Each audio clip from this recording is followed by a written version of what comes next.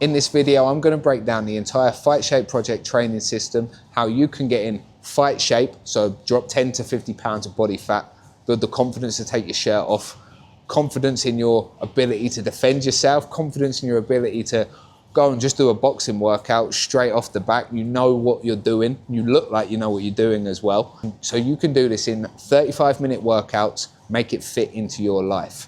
Now, boxers are probably the best athletes on the planet. I'm sure someone will disagree and say, oh, what about UFC fighters? When we train, we're working mobility, our boxing skills, that's the fun part. We're building strength, and you're going to build crazy cardio. You're not even going to be thinking about it. This is on autopilot. So every session in this format, 35-minute sessions you can do from anywhere, is going to begin with mobility. The mobility is super important. That's the hips and shoulders is what generates power. They're the most important part. So we always work those every session. This is going to help you stay injury-free and get stronger. Then we move into the boxing skills, whether it's footwork drills or the actual punching to begin with. We start light and we move through the gears as we go through the rounds. Every session will finish with strength work. Each session is either upper body, lower body, or core and mobility.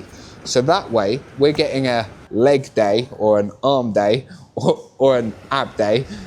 It's not bodybuilder style, because all of these sessions are full body anyway. Punching requires your legs, your core, your arms, your brain. It's a full body workout. We're just making it more focused on one body part. That's the basis for our sessions, and we can get an intense 35, 40-minute workout from that system.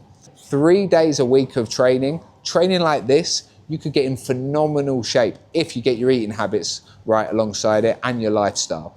So more to the point of the actual skill side now. This is how we progress, and let's assume someone's starting from zero experience. And even if you've got a lot of experience, I've got ex-fighters who have gone through this system from the beginning, because if you're an ex-fighter or trained at any level, you know that the basics are the most important. And we want to get the base right, so you've got the foundation to throw punches with power, with speed. So we begin with the basics: jab, cross, the 1-2, jab, cross, hook, jab, cross, hook, cross, and our movement dipping out of range. So the agility ladder is a great tool for this, because the ladder gives you it's like stabilizers on a bike.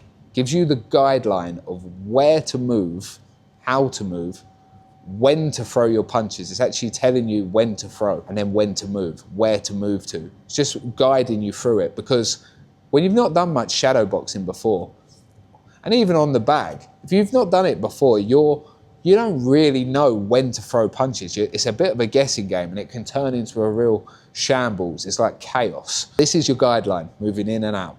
As we move through the gears, through the levels, you get better, more confident, more comfortable with it. Then we add new skills. So we'll add a complex combination. Now, that's not as complicated as it sounds. It is simply a combination, take the jab cross, followed by a roll. You've moved, you've done a defensive move. They've thrown back, and then you come back with your own punches. So that's complex combination number one.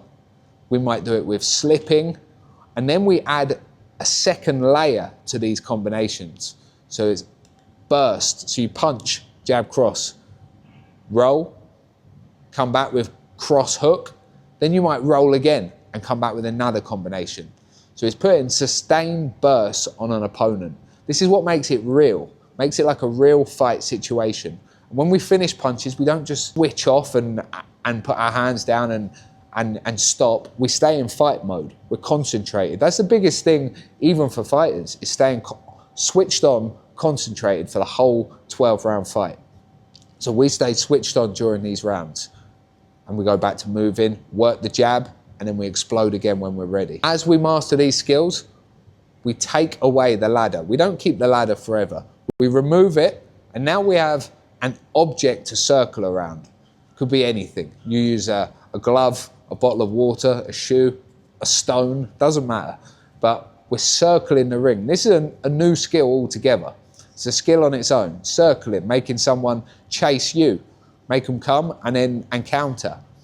But when we want to throw our punches, we can also use it to sit down, we explode, and again, we might either roll or slip, a defensive movement, we might step to the side.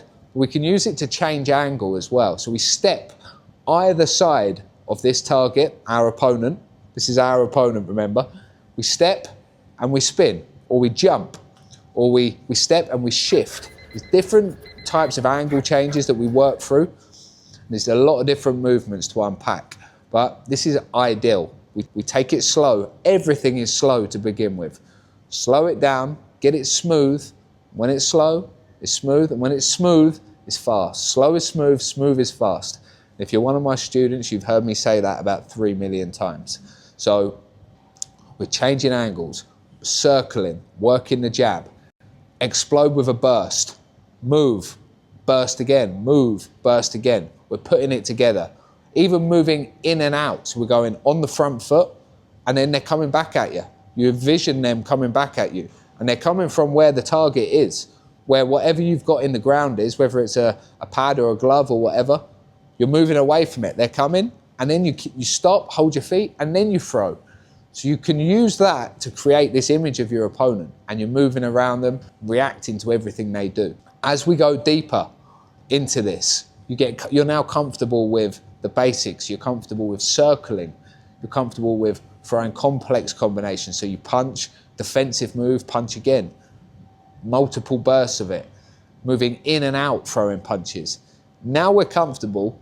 Now we add another layer to it. We can add defensive moves. So we're standing. So we're in our stance. We're in our boxing position. Someone throws. We catch and we counter. Defensive moves where you anticipate the shot coming.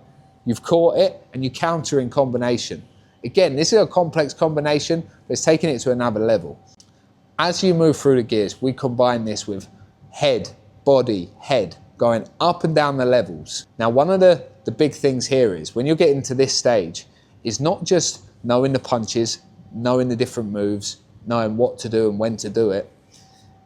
A big thing is changing the intensity, going up and down the gears. So to go up and down the gears, you need to have a gauge of what you're actually doing. So if take this for example, I've thrown 3 punches, 3 straight punches to blind my opponent. That's the purpose. So I'm not throwing them to knock them out.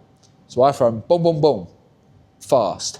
And I've held the jab there in his face to cover his eyes, because it's going to set something up. So it's an explosive speed, and then you stop, measure, slow it right down, measure the distance, then boom, then that right hand comes, hold him again, and then you explode again, right hand, left hook. So you're going up and down the gears.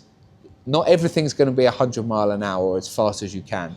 Sometimes we slow it down, we dig for power. So that's a big part of it. As you go through the levels and you get your technique right, and you get comfortable with the basics, we then add intensity, but in a way that it's not just 100 miles an hour all the time. We go up and down the intensity. And this is what makes you look like a fighter, because you know what you really look like, you know what you're doing, because you know when to throw light and fast. You know when to slow it down and dig for power. You know why you've gone to the head and then you dig to the body. Why you've done a defensive move and then what you've come back with. So you get a real understanding of what you're doing. And in between those bursts, we're always feinting, throwing the jab, twitching, plenty of movement. Now, I hope you like this video. If you want to put some of this into practice, there's a link in the description to a free course, a 7-day course. Each day you get a different drill, teach you how to train like a fighter at home. Any questions, feel free to message me or leave a comment below.